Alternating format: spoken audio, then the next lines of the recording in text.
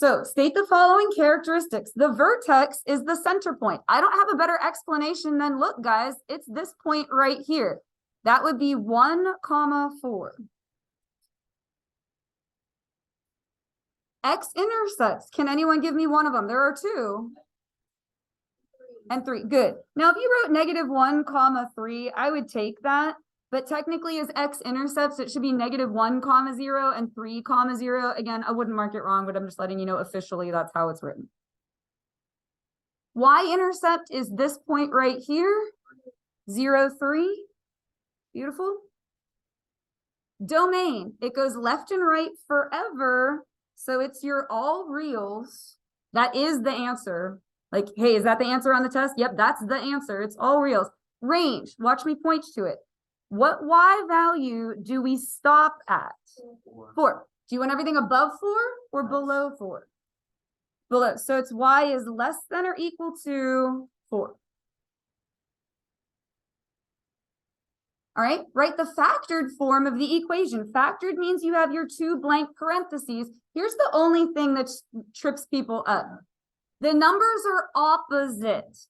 So if this is -1 right here, in the parentheses, you're going to have x plus 1. The reason why is -1 plus 1, -1 plus 1 is 0. You're looking for the 0. Okay. And then since this one is at 3, perfect. Good. X minus 3. Stick like this with me. This will only take a few minutes longer. Okay. Other words for x-intercepts. The reason I bring this up is when the directions say find the whatever, you have to know what it's asking for. So the other words are roots, zeros, or solutions. So if it says find the roots or find the zeros, you need to know that means x-intercepts. Basically, if you aren't sure what it's asking for, click on the x-intercepts. It's likely the answer to the question. Now, 3, 4, 5, 6, and 7. And it's like almost half the test is this. You're going to put it into Desmos and click on the x-intercepts. Okay, work with me. So this first one, I'm going to share my screen and we're going to type it in. So it is x squared minus 3x minus 10. Do you see that? Here's the answers. What do we get? -2 and 5. Now, when you're asked for answers like that, you don't need to put the comma 0 unless you really want to. You can just put -2 and 5. I'll just do 4 and 5. I'll leave 6 and 7 because it's all the same. Just do the same thing over and over again. Let's try number 4. Just don't be lazy about typing it in the calculator because it'll literally give you the answer. What is it? 2x squared plus 11x plus 15.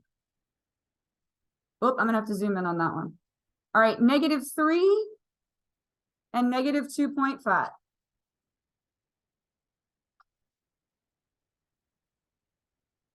And then we'll just do number 5. Now, that one's actually a little tricky. Do you see how these both equaled 0? And that one doesn't? You have to move over the 4 first. I call this evacuate. Evacuate. Get everybody to one side so that it all equals 0. So what you're actually going to type in the calculator is 3x squared plus 11x minus 4. Good. Let me share the screen, and that's what we're going to type in. But if you type it wrong, you won't get the right answer. All right. So 3x squared plus 11x. I already got that. Minus 4. I'm going to go back to a regular screen here. -4. Oh, do you know what 0.33333 is as a fraction? 1/3. Good. Let's try, guys. -4 and then 1/3. I'm not going to make us do 6 and 7. I'll do them after I stop the recording and write the answers on there if you're interested. It's the exact same thing we just did. More of the same. Can you handle that? Type it in, click on the X's. Okay. So here, we're going to look at this graph, state the factors and the zeros. The factors mean you need your parentheses, and it's backwards to what's written there. So this one is -3, x plus 3. Perfect. And actually on the zeros line, you can put -3 if you want those ones go together. And then the other one, x minus 4. And so the 0 for that one is 4. The only thing that could possibly mess you up there is negative signs. So just be really careful. I don't feel like overall that material is super hard, but the negative signs can mess you up. So just be really careful.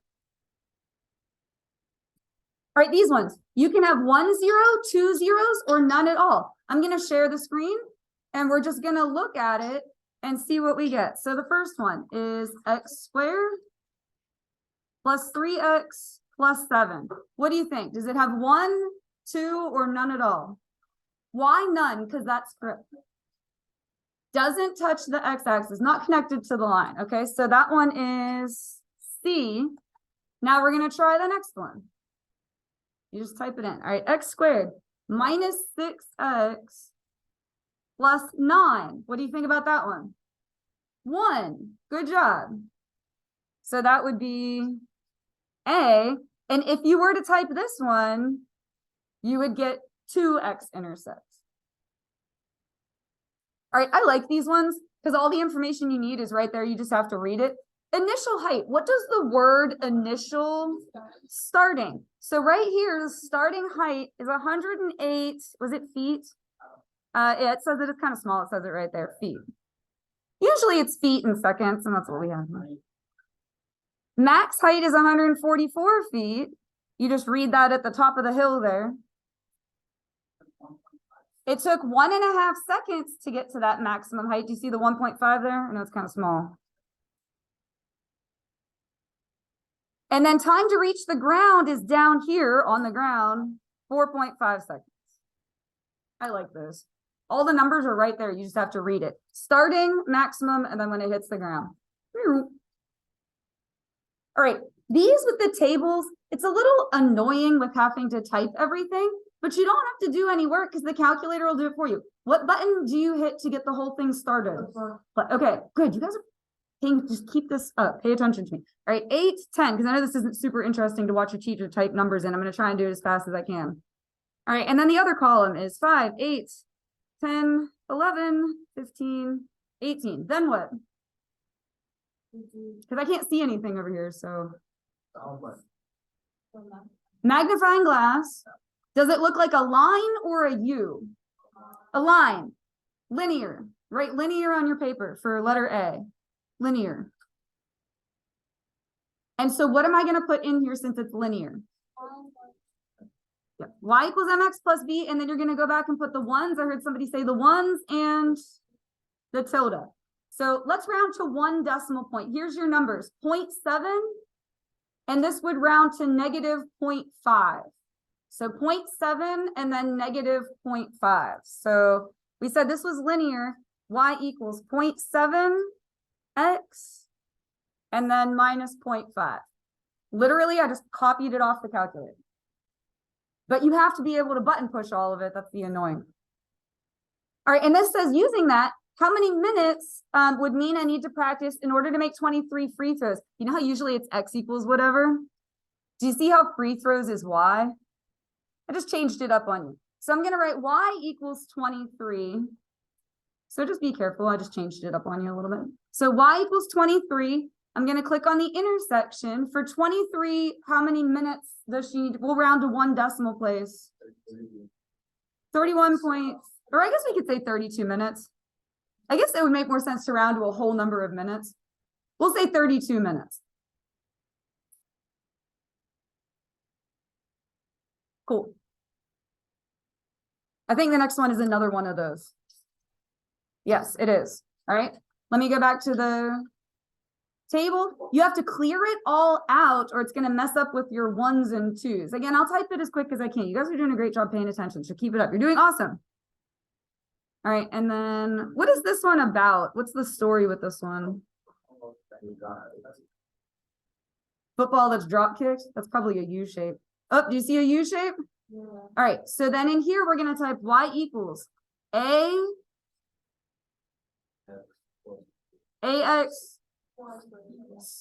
squared, whoops, plus bx plus c. And then, yes, I need to go put the 1s.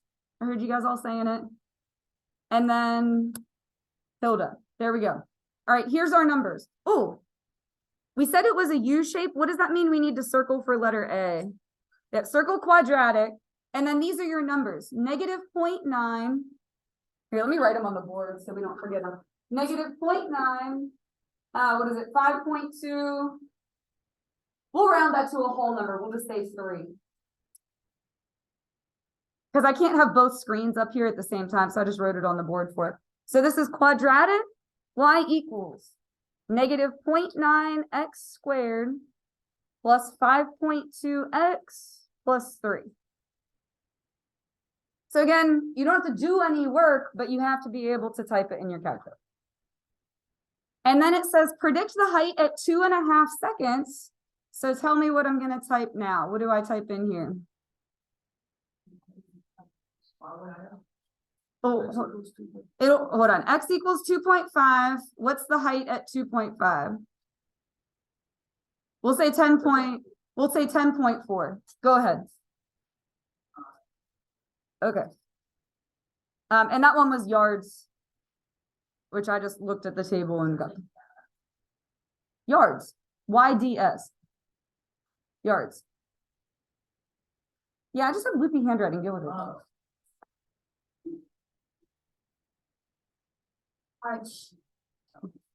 All right, and then the last thing we did this year was the direct and inverse variation. Direct variation, it has to go through the origin, and this one says we want a slope of 1/2.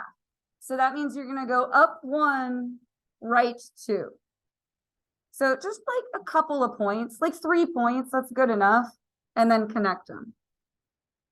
So it has to go through 0, 0, and then that one said slope of 1/2. Constant of variation means the slope. What's up? Yeah, that's an easy one. All right, here you're telling which one is which. Do you remember direct divide, direct divide, direct divide? Sort of? We've already forgotten, right? Direct divide. So I'm going to open the calculator and I'm going to try dividing the numbers and see if I get the same thing for all of them. So what is that first one? 9 divided by 2, 4.5. The next one's 18 divided by 4. Oh my gosh, 4.5. And then I've got negative 27 divided by negative 6, 4.5. Do you see how they're all 4.5? All right, so that means it is direct. We divided, so direct. It'll be 4.5, I promise. And it'll be y equals 4.5x. 4.5 is what we got. If you don't believe me, I'll tell you. I'm sorry. You guys are right. I should have done them all. What was it? Negative 36 over. All right. So direct means divide. Inverse means multiply. So for the next one, 1 times 16. And then negative 2 times negative 8. Do you trust me that all 4 times 4 is 16? Do you see how they're all going to come out to 16? Okay. So it's inverse, and it'll be y equals 16 over x. Inverse, you put the fraction in there. So direct divide, inverse means multiply. Do you want me to show you what that graph looks like?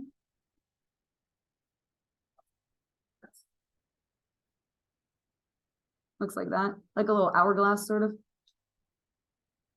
Anyway, it's not a line. This one's a line, not a line. Okay. All right. Plot 2 additional points that would give a direct variation. Well, where does one of them have to be? Well, the origin. It's got to go through the origin. And then it's going to be where this point is, except in order to make a line. So yeah, like reflected over here. So what is it? Up 4 and over 1. So just count 1, 2, 3, 4, and then over 1 more. All right, and then last one. Let's see if it is direct or inverse. We're talking about the amount of space on a bus. Use your imagination. You all have an imagination. You've been on a bus, right? The more people there are, the less space there is. You with me there? More people means less space. So that's inverse. Direct means they both go up. Like your paycheck. The more hours you work, the more money you get. That's a direct. This is the opposite of that. The more people, the less space. So inverse means multiply. You're going to do 30 times 8. What will that give us? 240. 8 times 3 is 24. Just add a 0 at the end. And so your equation is y equals 240 over x. Or you could use the letters that are there, P for passengers and A for available space. But if you use X and Y, that's fine for me.